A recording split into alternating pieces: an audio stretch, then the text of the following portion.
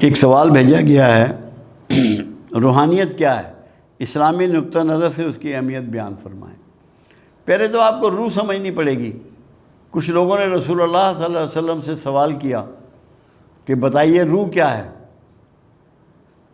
تو آپ نے جواب دیا، روح میرے اللہ کا ایک امر ہے جس کا علم تمہیں دیا گیا ہے قلیل، تھوڑا علم دیا گیا ہے، مگر امر کہا۔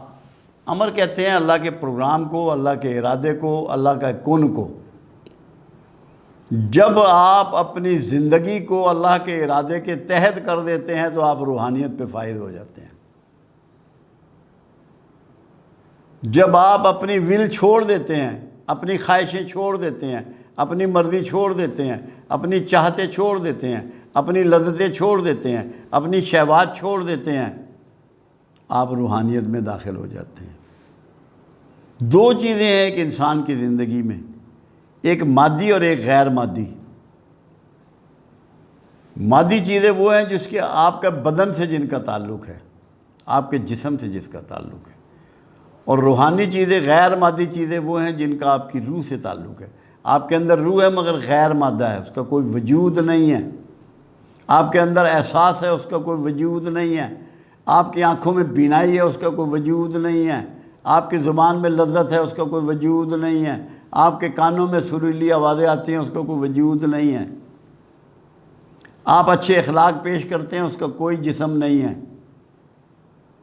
آپ اللہ کو یاد کرتے ہیں، آپ توبہ کرتے ہیں، اس کا کوئی جسم نہیں ہے، وہ غیر مادی کام ہے۔ جب آپ اللہ کو راضی کرنے کے لیے اپنے سارے ارادوں کا رخ اللہ کی طرف موڑ دیتے ہیں، اپنے پروگراموں کا رخ اللہ کی طرف موڑ دیتے ہیں، اور اللہ کی خواہش کو اپنا مقصود بنا لیتے ہیں، اللہ کے ارادے کو اپنا مرکز بنا لیتے ہیں، اللہ کی چاہت کو اپنا لیتے ہیں، یہ روحانیت ہے۔ یہ معیارات ہیں کہ آپ اپنے آپ کو اللہ کے پروگرام میں ڈھال لیں۔ جب آپ ڈھل جاتے ہیں اللہ کے پروگرام میں، یہی روحانیت ہے۔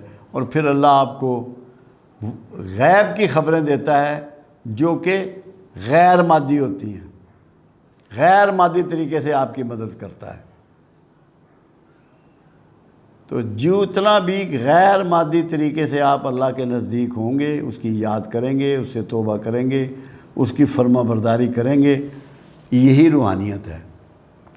روحانیت کسی درخت یا چڑیا یا کھیت یا مکان کا نام نہیں ہے۔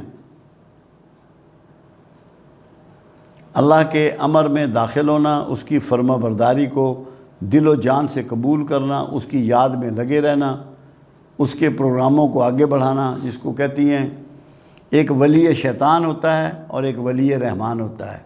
ولی شیطان شیطان کے پروگرام کو آگے بڑھاتا ہے، اور ولی رحمان رحمان کے پروگرام کو آگے بڑھاتا ہے۔ جو اللہ کے پروگرام کو آگے بڑھاتے ہیں وہی روحانیت ہے۔ اللہ آپ کا میرا حامی و ناصر ہو۔